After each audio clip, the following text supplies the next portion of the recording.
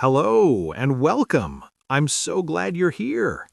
What you're about to listen to is a carefully crafted summary of one of the most practical books on human behavior ever written, Patrick King's The Science of Reading People. Now, before we dive in, I want to set the stage for what's coming. This isn't just another dry psychology lecture. This isn't a list of academic theories that sound impressive but don't actually help you in real life. What you're about to experience is different. It's practical, it's actionable, and most importantly, it's something you can start using today, right after we finish this conversation. Over the next 20 minutes, I'm going to take you on a journey into the hidden world of human behavior. We'll explore why people do what they do, what their body language is really telling you, and how you can develop what I call people literacy, the ability to read others the way you read a book. Now, I know what you might be thinking. Isn't reading people manipulative? Isn't it kind of creepy? And I want to address that right now. Understanding people isn't about manipulation. It's about connection. It's about empathy. It's about finally understanding why your coworker behaves that way, why your partner reacts the way they do, why your friend keeps making the same choices over and over. When you truly understand someone, judgment tends to melt away. Frustration transforms into compassion, and communication becomes so much easier. So here's what I'm asking from you. For the next 20 minutes, give me your full attention. Not half listening while you multitask. Really be here with me, because what we're going to cover has the potential to change how you interact with every single person in your life, from your closest family members to complete strangers you meet for the first time. Are you ready? Good. Let's begin. You know that feeling when you walk into a room and something just feels off? You can't quite put your finger on it, but you sense tension in the air. Or maybe you've met someone for the first time and within seconds you already know whether you'll get along with them or not. We've all been there. And here's what's interesting.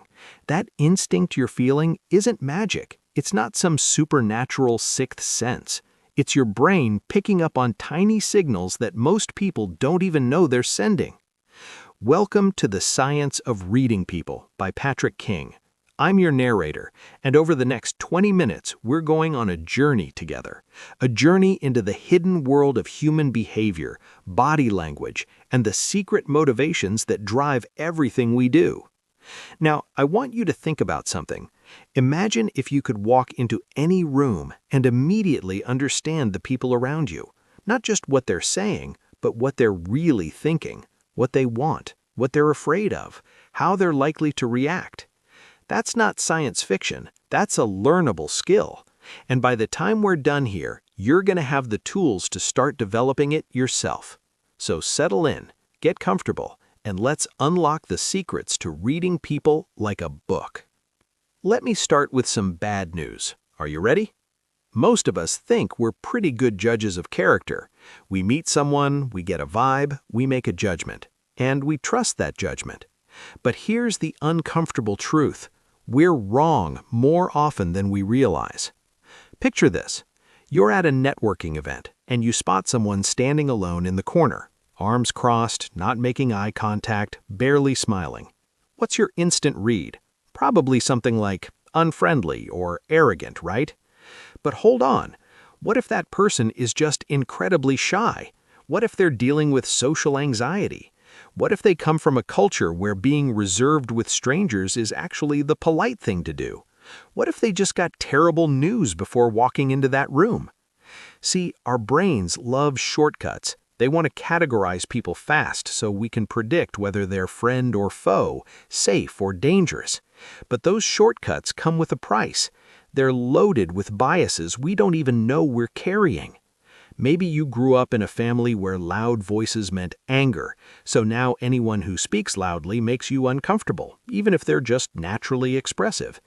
Maybe you had a boss who smiled all the time but treated you terribly, so now you distrust people who smile too much. We all carry this invisible baggage, and it colors everything we see. The first step to becoming a master at reading people?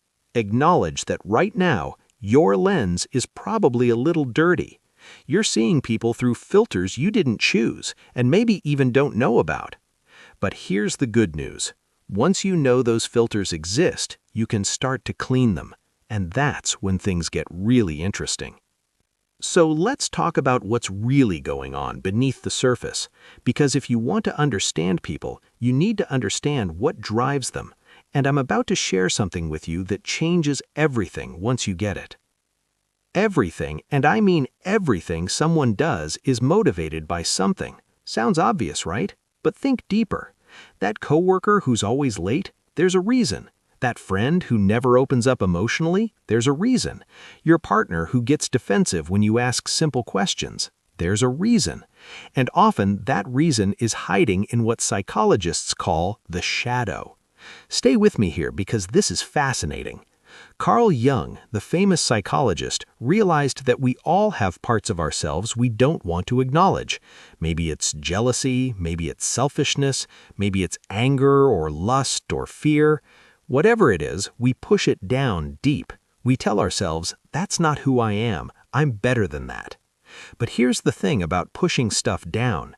It doesn't disappear. It's like trying to hold a beach ball underwater.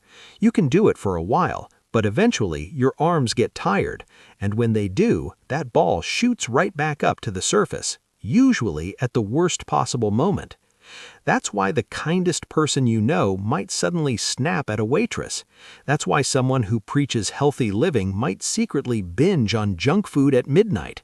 That's why a devoted partner might have an affair that comes out of nowhere.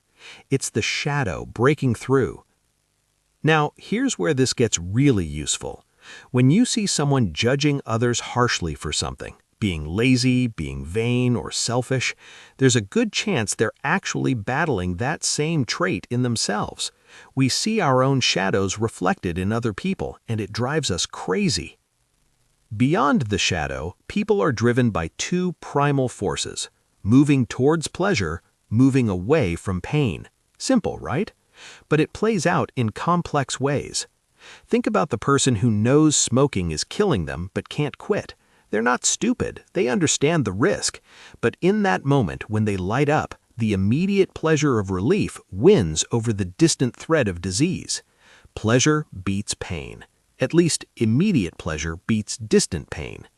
And when someone feels their survival is threatened, or even just thinks it is, everything else shuts down. Their brain becomes a laser-focused survival machine. This is why people seem to lose their minds under extreme stress. They're not losing anything, they're just in survival mode, and nothing else matters. All right, let's get practical, because everything I'm sharing with you only matters if you can actually use it in real life. Patrick King teaches that all human behavior serves only 4 functions, just 4. Master this framework, and suddenly people make sense. Function number 1, getting something they want. Watch a kid throw a tantrum in a grocery store because they want candy. Watch an adult throw a tantrum when they want attention, approval, or control. It looks different, but it's the same function. When someone keeps doing something over and over, ask yourself, what are they trying to get? Function number 2, avoiding something they don't want. Your friend who's always late, maybe they're not disrespecting your time, maybe they're avoiding the uncomfortable feeling of waiting for others. That family member who changes the subject every time emotions come up, they're avoiding discomfort.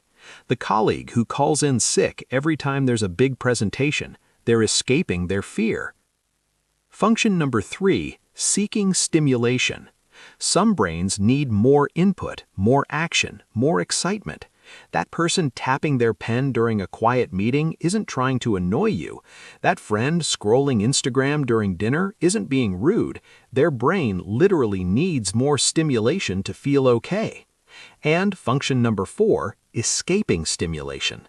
And some brains need less. These are the people who leave parties early, who work better alone, who get cranky in loud, crowded spaces. They're not antisocial, they're not boring. They're just managing their nervous system. Next time someone's behavior confuses you, run through these 4 functions. What needs are they trying to meet? I promise you, once you identify it, their behavior will suddenly make sense. And when something makes sense, it stops being frustrating. Now let's talk about personality, because while every person is unique, there are patterns, and recognizing these patterns gives you a massive head start in understanding who they are. Patrick King breaks people down into 4 basic types. Think of these as your starting point, not a box to trap someone in, but a map to begin navigating who they are. First, there's the driver. These people are all about results. They're decisive, direct, and efficient. They don't want small talk. They don't want lengthy explanations. They want to know, what's the bottom line? When you're talking to a driver, get to the point, respect their time, and don't take their bluntness personally. That's just how they communicate. Then there's the expressive. These folks are energetic, outgoing, and creative. They love new ideas and thrive on social connection.